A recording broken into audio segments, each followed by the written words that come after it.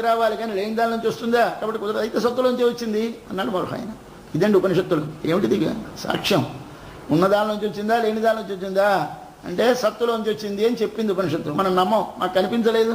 ఇది అసత్తులోంచి వచ్చింది, ఆ గుహలోంచే వచ్చింది. ఇప్పుడు గుహలోంచి వచ్చింది కనుక ఇంతకుముందు వెళ్ళి అందులో ఉన్నది వచ్చిందంటావా లేనిది వచ్చిందంటావా? లేనిది రాదు కదా, గుహలోంచే వచ్చింది. కరెక్ట్, చూసావు నువ్వు. ఇప్పుడు అప్పుడు చూడలేదు, ఉన్నదని కనిపించలేదు. కాబట్టి ఉన్నదా ఉంటే కానీ బయటికి రాదు కనుక ఉన్నదే వచ్చింది. కాబట్టి మనమందరం ఇప్పుడు ఉన్నాం కనుక, ఉన్నవారం అందరము ఒక దానిలోంచి రావాలి కనుక దేనిలోంచి వచ్చామో దాని పేరు ఏమిటండి? దాని పేరు ఉన్నది. దాని పేరు ఏమిటండి? అది ఉన్నది. పేరు తెలియదు, నీకు ఎందుకు కనపడడం లేదు. మరి ఏమిటి చెప్పాలి? సత్ సత్ అని చెప్పింది. ఆ సత్తులా ఉంది, లోపల ఉందని మాత్రం నమ్మకం ఉంది. సింహం ఆ గుహలో పడుకుంది. అది మన కొండ గుహ. అంటే మనకు ఉపనిషత్తులు ఈ సమస్త జగత్తు ఒకసారి ప్రళయం అంటారు వర్షాకాలాన్ని. వర్షాకాలం ప్రళయం లాంటిది. ఏమిటి చేస్తుంది? అన్నిటినీ అడగగొట్టేసి ఏదీ కనపడకుండా ముంచేస్తుంది. మనకి అలాగే ఏమిటి మన వారు ప్రళయం అంటే పెద్ద సముద్రం పొంగిపోతుంది, అన్నీ మునిగిపోతాయి. మనకు కథ చెప్తూ ఉంటారు కదండి. సముద్రం పెద్దది పొంగిపోతుందిట, అంతా ముంచేస్తుందిట, అంతా జలమయం అయిపోతుందిట. అలాగైంది వర్షాకాలం. ఇది వర్షాకాలం అంటే ప్రళయము. ప్రళయములో ఉండేటువంటి కొండ అంటే వేదము, అంటే భగవత్ స్వరూపమైనటువంటిది. దాని లోపల దూరి పడుకున్న సింహము భగవానుడు. ఈ భగవానుడికి అయితే అప్పుడు ఉన్నప్పుడు దీనికి శౌర్యం ఉందా లేదా? కొండగోలో దూరిపోయి పడుకున్న సింహానికి బయటికి వస్తే తెలుస్తుంది ఉందో లేదోను. అక్కడ ఉంటేనో సింహం శౌర్యం ఎందుకు? అప్పుడు హాయిగా పడుకుంది, నిద్రపోతుండే. శౌర్యం ఎందుకు ఉంటుంది? కాబట్టి నువ్వు ఇక్కడి నుంచి చూసావు, సింహం పడుకుందండి, చచ్చినట్టుంది, చనిపోయినట్టుంది సింహం. కాబట్టి దీనికి గుణాలు లేవు, దీనికి ఏం శౌర్యం లేదు, పరాక్రమం లేదు అంటే లేచి వస్తే తెలుస్తుంది. అయితే అప్పుడు ఏమిటన్నావు? లేదన్నావు. అలాగే కొంతమంది ఏమన్నారు? అప్పుడు గుణాలు లేవండి అన్నారు కొంతమంది. ఒరే గుణాలు లేకపోతే ఇక్కడ ఎలా వచ్చాయిరా? ఇక్కడ ఇక్కడ ఉన్నాయంటే అక్కడ ఉన్నాయిరా. కాబట్టి ఇక్కడ ఇన్ని కనిపిస్తున్నాయంటే ఇవన్నీ ఒకటేనరా, ఇన్ని అయినాయి అని చెబుతోంది. ఈ కథ మనకి చెప్పాలి. చెబితే నీకు ఏమిటి తెలిసినట్టు లెక్క? భగవత్ స్వరూపం తెలిసినట్టు లెక్క.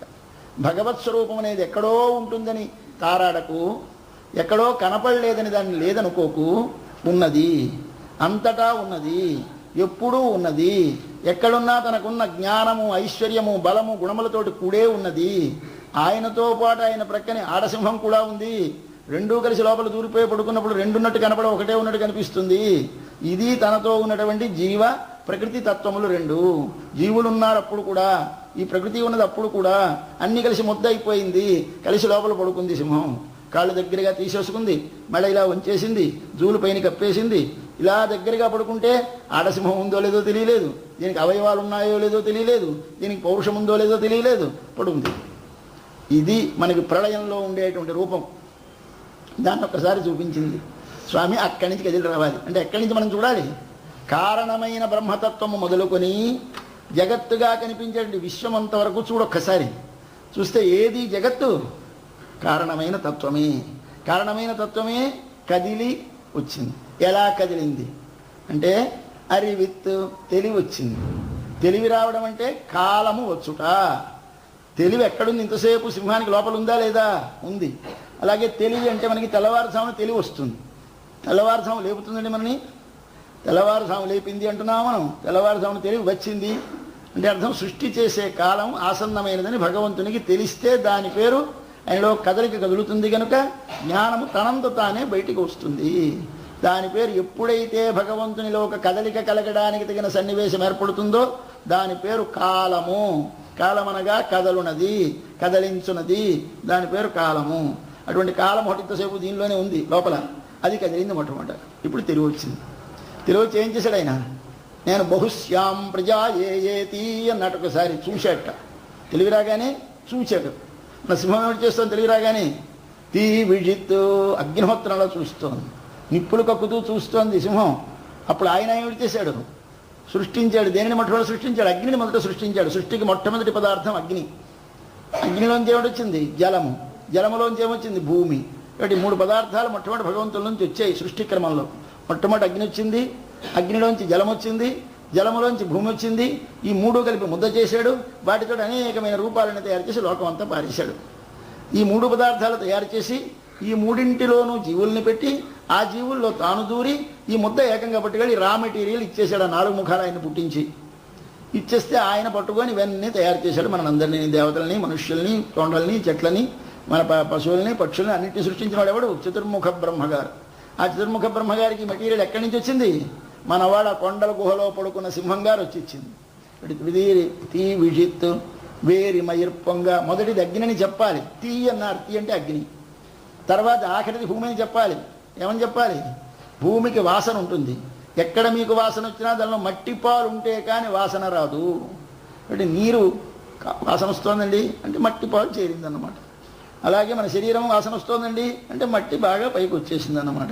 కాబట్టి మట్టి మట్టి మట్టి ఉంటేనే వాసన. వాసన అనే గుణము మట్టిది. కాబట్టి వీతి వేరి వాసన కలిగినటువంటి మయూరు వెంట్రుకలు ఒకసారి నిగిటిచ్చింది ఇలా పైకి, అంటే భూమి దాకా వచ్చింది ఆ బ్రహ్మ పదార్థము.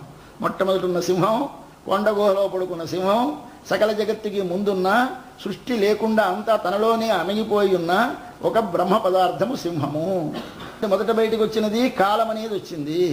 అది తెలివి రావటం. వచ్చిన తర్వాత నేను సృష్టించాలనుకున్నది, నేను లేవాలనుకునే వచ్చినది ఏమిటి? అగ్నిహోత్రము. నిప్పులు కక్కుతూ చూసింది అగ్నిహోత్రము. దానిలోంచి మళ్ళీ ఎక్కడి దాకా వచ్చింది? వాసన కలిగినటువంటి వెంట్రుకలు, అంటే భూమి దాకా వచ్చింది సృష్టి. వరసగా చూస్తున్నాడు. మీకు ఎక్కడి నుంచి బయలుదేరామో ఎక్కడికి వస్తున్నాము. అయిన తర్వాత ఇప్పుడు ఏం చేసింది? ఎప్పాడు పేర్ందు ఉదరి. వెంటనే ఇటు అటు దొర్లింది. మన బ్రహ్మగారు ఏమిటి చేశారు? అక్కడి నుంచి ఒకసారి ముందు 3 వచ్చాయి. ఈ 3 తర్వాత దీనిని అంతని చేర్చి ఒక పెద్ద అండం తయారు చేశాడు. ఈ అండం తయారు చేసిన తర్వాత ఈ అండం ఏమిటి చేస్తుంది? ఇది రకరకాలుగా వస్తుంది. దానికి మొట్టమొదట అవ్యక్తం అంటారు, అంటే ఎవరికి కనపడనిది. మేనిఫెస్ట్ అంటారు వ్యక్తం, అన్మానిఫెస్ట్ అంటారు అవ్యక్తం, అంటే ఎవరికి ఎక్కడా కనపడనటువంటి స్థితిలో ఉంటుంది. తర్వాత ఏమైంది? అదే మహత్ బుద్ధి అయింది, అదే అహంకారమైంది, అదే ఇంద్రియాలైంది, అదే మనస్సు అయింది, అదే పంచభూతములైంది, అదే పంచభూతముల యొక్క గుణములైంది. అన్నీ కలిసి ఒక శరీరం అయింది. ఇది దొర్లి లేచి ఒళ్ళున్న సాగించి బయటికి రావటం. మూరి నిమిర్ందు ముజంగి. తర్వాత ఏం చేసింది? గర్జించింది. ఈ బ్రహ్మం కూడా గర్జించిందండి.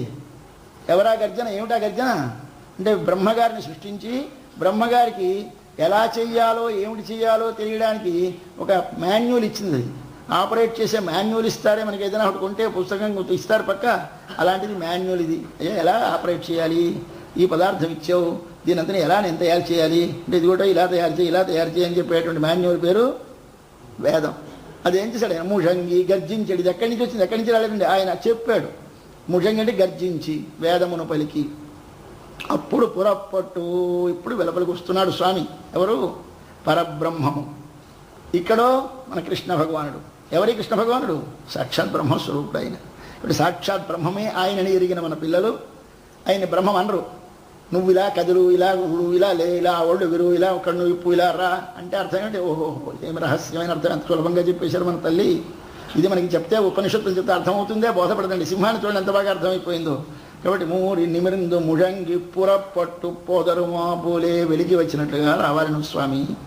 సర్వజగత్తుకి కారణమైన వాడు నీవే కదా. ఈ సర్వజగత్తుగా వెలికి వచ్చిన వాడివి నీవే కదా. అవాళ ఏమీ లేదన్నట్టు దాగిపోయిన వాడివి నీవే కదా వేదములలో. మనలో ఎప్పుడు సృష్టి చేయాలనుకుంటావు అప్పుడు నువ్వే కదా. మొట్టమొదటి కాలాన్ని బయటికి వదిలేవు. కాలాన్ని వదిలిన తర్వాత నీలోంచే కదా ఈ పదార్థములు, ప్రకృతి యొక్క వికారములైనటువంటి అగ్నిహోత్రాన్ని, నీటిని, భూమిని వదిలేవు. వదిలిన తర్వాత దానిలో ఒకసారి కదలిక కలిగించేటువంటి చైతన్యతత్వమైనటువంటి జీవుల్ని ప్రవేశపెట్టావు. ఇటువంటి కదిలింది కదా, చైతన్యాన్ని ప్రవేశపెట్టింది. తర్వాత ఏం చేసావు? నువ్వే కదా అరిచావు, అంటే శబ్ద సృష్టి చేశాడు. తర్వాత శబ్దం వచ్చింది, వేదం వచ్చింది. తర్వాత ఏం చేసావు? బయటకు వచ్చేసావు. ఇది సృష్టి క్రమం. ఈ సృష్టి క్రమం తెలిస్తే ఇప్పుడు వచ్చేసరికి ఏమిటొచ్చింది? బయటకు వచ్చేసరికి అంతేసి వెంట్రుకలు, ఇంతేసి చూలు, అంతేసి గుడ్లు, కాళ్ళు పెద్దవి, చేతులు పెద్దవి, అవతల అదుగో పక్కన అమ్మవారు, వీళ్ళందరితో కలిసి మంచి పౌరుషం, కాండ్రించడం, ఇవన్నిటితోటి వచ్చింది. ఇవన్నీ ఉన్నాయో లేవో మనకు అప్పుడు తెలుసునా? తెలియవు. ఇప్పుడు ఇన్ని రకాలుగా మనం అందరం వచ్చాం. మనం అందరం ఎవరు? ఆయన యొక్క అవయవములను. ఎవరి యొక్క అవయవములు? బ్రహ్మ యొక్క అవయవములే మనం అందరం. కాబట్టి మనమందరం చూస్తే ఏమనుకుంటున్నాం? వేరు వేరు అనుకుంటున్నాం. వేరా? కారొకటే. ఎవరు? ఇదంతా బ్రహ్మమే అన్నది ఉపనిషత్తు. అంటే ఎలా తెలుస్తుంది ఇదంతా బ్రహ్మ అంటే? నమ్ముతారా? సింహం కథ చెప్తే స్పష్టంగా తెలిసిపోయింది. ఆండాళ్ళతో చెప్పేసింది. కాబట్టి ఉదరి ముజంగి పురపట్టు పోదరమా పోలేని ఆ బ్రహ్మము అంటే దానికి గుణం ఉందో లేదో తెలియదు, రూపం ఉందో లేదో తెలియదు, ఉన్నదో లేదో తెలియదు. అంత చిక్కేందయ్యా అలా రావద్దు మాకు. మరి ఎలా రావాలి? అయితే ఈ గుహలో ఉన్నటువంటి పరబ్రహ్మమునకు సింహం అని పేరేమిటి? అది మళ్ళీ ఆలోచించాలి మనం. సింహం అని పేరు ఎందుకు వచ్చిందో సింహానికి హింస అని మనం అంటూ ఉంటాం. హింస హింస హింసను తిరగేయండి ఏమిటవుతుంది? సింహం అవదండి. హింస తిరగేస్తే సింహ. హింస చేసేది కనుక దాని పేరేం పెట్టారు మన పెద్దలు? సింహ. అంటే తొందరగా ఒక పదం పలికితే ఆ అక్షరాలు తలకిందులు అయిపోతూ ఉంటాయి. దీనికి ఇంగ్లీష్లో మెటాథిసిస్ అంటారు. దీనికే మనకి సంస్కృతంలో వర్ణవ్యత్యయమంటారు. వర్ణవ్యత్యయం అంటే ఈ అక్షరం అట్టడిపోతుంది, ఆ అక్షరం కందిపప్పు అంటూ ఉంటే తొందరగా అంటే పందికొక్క అయిపోతుంది. బట్ ఇడించటంజలికి అబుబు అంటూ ఉంటే మారిపోతుంది అక్షరాలు. అలాగనే హింస హింస హింస హింస సింహం అయిపోతుంది. అంటే ఈ సింహం అయిపోయింది అంటే సింహం అని పేరు దానికి వచ్చింది. సమస్త జగత్తును ప్రళయములో లాగి నొక్కి హింసించి అంటే ప్రళయము చేసి తన లోపల పెట్టుకుని తానొక్కటి మాత్రమే మిగిలి ఉన్నటువంటి బ్రహ్మమునకు పేరేమిటి? సింహము. ఆ సింహము వెలికి వచ్చినట్టు రావాలి. పోదరమా పూలే. ఎవరు రావాలి? నువ్వు. ఇప్పుడు మేము నువ్వు అని మాకు ఎదురుగా కనపడుతున్నవాడుగా ఉన్న నువ్వు అప్పుడు గుహలో పడుకున్న సింహానికి. ఇది ఇప్పుడు కృష్ణుడు ఎవరండి? కృష్ణుడు మనిషి అండి. పుట్టాడు కదా మనిషి. అది ఎలాంటిదంటే గుహలో పడుకున్నటువంటి సింహం కనిపించక యువతకు వస్తే సింహం పుట్టింది అనుకుంటే ఎంత అర్థమో? సింహం పుట్టలేదు, గుహలో ఇంతకాలం పడుకుంది, ఇప్పుడు లేచి బయటకు వచ్చింది. దానికి ఇంతకాలం కాళ్ళు ఉన్నాయి, ముక్కు ఉంది, చెవి ఉంది, జూలు ఉంది, పక్కన భార్య ఉంది. కానీ ఇప్పుడు వెలుపలికి రాగానే ఒకసారి ఇది ఉంది ఇది ఉంది ఇది ఉంది అంటున్నావు. ఇవన్నీ ఉన్నాయా లేవా? ఉన్నాయి. ఇది తెలుసుకోవాలి. తెలుసుకుంటే నీకు ఆ కారణమైన తత్వమే అంటే గుహలో పడుకున్న సింహమే వెలికి వచ్చింది. దానికి గుణములు ఉన్నాయి, రూపం ఉంది. ఇప్పుడు మనకు ఎలా వచ్చింది? నువ్వు అనడానికి తగినట్టు వచ్చింది, అప్పుడు అది అనడానికి తగినట్టు ఉంది. అప్పుడు సింహం గుహలో ఉంది అన్నప్పుడు ఎలా అన్నారు మీరు? కనిపిస్తుంది మీకు సింహం? అదండి ఆ లోపల ఏదో ఉందిట అంటాడు. ఆ చెప్పలేని దశ అది. ఇప్పుడు నీకు ఎదురుగా వచ్చేసరికి ఒక ఆకారంతో ఒక పేరుతో కృష్ణ అని పిలవడానికి వీలుగా వచ్చింది. ఇది ఆ బ్రహ్మమే ఈ రూపము కలిగి పేరు కలిగి మనకి లోకములో కలిగించేటువంటి సమస్త జగత్తుగా వస్తుంది. ఇది ఎలా ఉంటుంది, అది ఎలా ఉంటుంది? అది అగ్నిహోత్రాల దగ్గరికి వెళ్ళలేమండి. ఆ గుహలోకి ఎవడు వెళతాడు? దాన్ని ఎవరైనా చూశారా? గుహలో సింహం పడుకుంటే వెళ్ళిన వారు ఎంత గొప్పవారో, బ్రహ్మను చూసిన వారు ఎంత గొప్పవారు. కబలించేస్తుంది అక్కడికి వెళితేను. మరి ఏమిటి చేయాలి? ఎదురుగా వచ్చినప్పుడు చూడాలి. ఇప్పుడు ఎలా చూడాలి? ఇలా ఉంటాడు ఆయన. పువ్వై పువ్వణ. ఈ ప్రకృతిని అంతా చూస్తుంటే ఏం అందం సౌందర్యము, ఏమి ప్రకృతి రామణీయకత, ఏమి ఆ తోటలు, ఏమి ఆ గరికలు, ఏమి ఆ అందము, ఆ నక్షత్రములేమి, గ్రహగోళములేమి, సమస్తమైన విశ్వానంత ఒకసారి చూస్తే ఎలా కనిపిస్తుంది మీకు? అతశీ పుష్పముతో వర్ణము కలిగినటువంటి సుందరమైనటువంటి మనోహరమైనటువంటి ఒక దివ్య సన్నివేశములతో కూడినది ఈ ప్రకృతి అంతా. ఇప్పుడు ఈ ప్రకృతిని చూసి మీరు ఏం బోధపరుచుకోవాలి? తత్వము ఇవ్వాలి. ప్రకృతి చూడాలి, ప్రకృతిలో సౌందర్యం చూడాలి, తత్వమును తెలుసుకోవాలి. కాబట్టి ప్రకృతిని చూడకూడదు, ప్రకృతి చీచి వదిలేయాలి అనుకోకు. ప్రకృతి నీకు పాఠం చెబుతుంది. ఏమిటి? నీవెవడివో చెప్తుంది, నువ్వు ఎలా వచ్చావో చెప్తుంది, నీవు ఎందులోంచి వచ్చావో చెప్తుంది. ఇప్పుడు ప్రకృతిలో ఉన్న అందం నీకు అందముగా భగవంతుడిని చూపించడానికి వచ్చింది ఈ ప్రకృతి. కానీ ప్రకృతి అనేది నిన్ను పాడు చేయడానికి రాలేదు. నీవు దాని లోపల దివ్యత్వాన్ని చూడకపోతే నువ్వు చెడిపోతావు. అది కేవలము బాహ్యమైన పదార్థమే అనుకుంటే చెడిపోతావు. కాబట్టి మన ఆండాళ్ళ తల్లి ఏమిటి చేసింది? ప్రకృతి సౌందర్యములో భగవత్ సౌందర్యాన్ని దర్శిస్తోంది. ఇది చూడాలి. ఇది ఎవరికో మహాకవులకు కానీ సాధ్యపడదు. అటువంటిది ఎవరో మహాకవులు ఎవరు? వాల్మీకి చూశాడు. మనకి దగ్గర కాలంలో రవీంద్రనాథ్ ఠాగూర్ చూశాడు. ఆయన కేవలం అంతా సౌందర్యం వర్ణిస్తాడు, లోపల ఉండేటువంటి దివ్యత్వాన్ని బోధపరుస్తాడు. ఇప్పుడు సౌందర్యంలో దివ్యత్వం చూడాలి. మంచి మబ్బు వేసేసి మంచి దానిలో మెరుపులా తీగ వెళ్ళిపోతే ఒకసారి మూర్ఛపడిపోయినాడు పొలాల మధ్య తిరుగుతూ రామకృష్ణ పరమహంస. ఎందుకు మూర్ఛపడిపోయినాడు? చూసేసరికి ఇక్కడ ఎవరు కనిపించారు? లక్ష్మీనారాయణ ఇద్దరు కనిపించారు. స్వామి నన్ను చూడడానికి వచ్చేసావా అనుకున్నాడు. పడిపోయినాడు ఆయన. ఇప్పుడు మీకు ఏమి కనిపించాలి? ప్రకృతి సౌందర్యమును చూసి మోహపడితే నిన్ను ప్రకృతి నాశనం చేస్తుంది. ఆ ప్రకృతి సౌందర్యాన్ని చూసి ఒక్కసారి నీ స్వరూపాన్ని, భగవత్ స్వరూపాన్ని నువ్వు గుర్తిస్తే నిన్ను పైకి తీసుకెళ్తుంది. కాబట్టి ప్రకృతి నీకు శత్రువు కాదు. చీచి భార్య అంటే పరమశత్రువు అండి, పిల్లలంటే మొసళ్ళు అండి, ఇవన్నీ మనం ఉపన్యాసం చెబుతూ ఉంటాం. ఎవళ్ళు మొసళ్ళు కాదు, ఎవళ్ళు భార్య కాదు, అంతా సముద్రం కాదు, అంతా మంచి విలాస కేంద్రం, హాయిగా ఉండొచ్చు. ఎప్పుడు ఆ లోపలున్న దానిని గుర్తిస్తే. లోపలున్న దానిని గుర్తించక బయటిదే అనుకొని నీకు అనుభవించడానికే అనుకుంటే నువ్వు దానిలో పడి మునిగిపోతావు. ఇది అనుభవించడానికి కాదు, ఆనందించడానికి ఇచ్చాడు. ఆనందించడం దేని చూస్తే ఆనందం కలుగుతుంది? లోపలున్న దానిని చూస్తే ఆనందం కలుగుతుంది, బయట దానిని చూస్తే మోహం కలుగుతుంది. నీకు ప్రకృతిని చూసినప్పుడు, విశ్వాన్ని చూసినప్పుడు మోహం కలగకూడదు, ఆనందం కలగాలి. ఏముంటానండి దరిద్రం, అందరూ వచ్చి మా ఇంట్లో కూర్చుంటారు, తినేస్తూ ఉంటారు, అస్తమానం బంధువులు, అస్తమానం రాక అలాగే మనం చికాకులు పడిపోతుంటాం. బంధువులు వస్తే చికాకు, మరొకళ్ళు వస్తే చికాకు, ఏదైనా వస్తే చికాకు. పడకు. వారు ఎవరనుకున్నావు? సాక్షాత్ నారాయణ స్వరూపులే. ఆ సాక్షాత్ భగవానుడే ఈ రూపంలో నీ ఇంటికి వచ్చాడు, ఈ రూపంలో నేను అనుగ్రహిస్తున్నాడు. ఈ భావన నీ లోపల పెంపొందితే అప్పుడు నీకు కృష్ణతత్వం అర్థమైనట్టు. అది మన గోపికలు ఇవాళ చెప్తున్న కథ. కనిపించే ప్రపంచమంతా భగవానుడే.